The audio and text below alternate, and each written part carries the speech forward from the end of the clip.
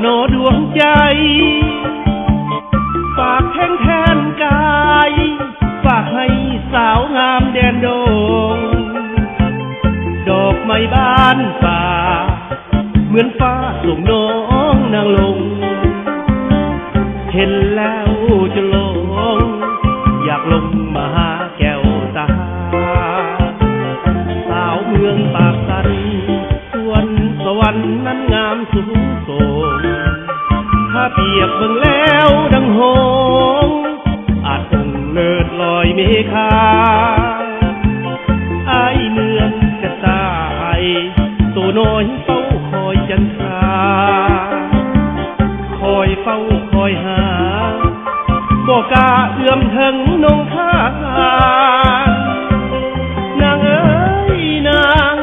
ยังว่างจงช่วยเอ็นดูสาวหมอสาวคู่ที่อยู่บ้านสวนสวรรค์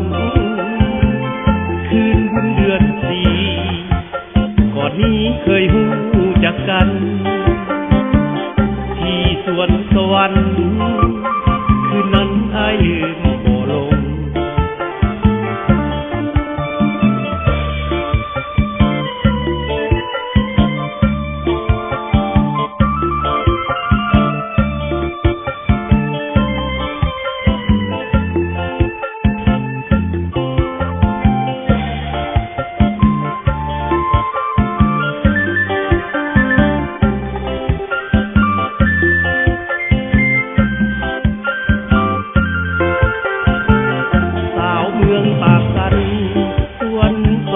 นั้นงามสูงส่งถ้าเปรียบเบิ่งแล้วดังหงอาจคงเลิศลอยเมฆา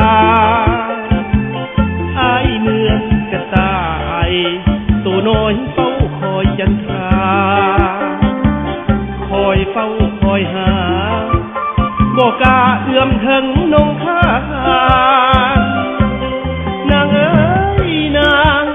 ยังว่างจงช่วยเอ็นดูสาวหมอสาวคู่ที่อยู่บ้านสวนสวรรค์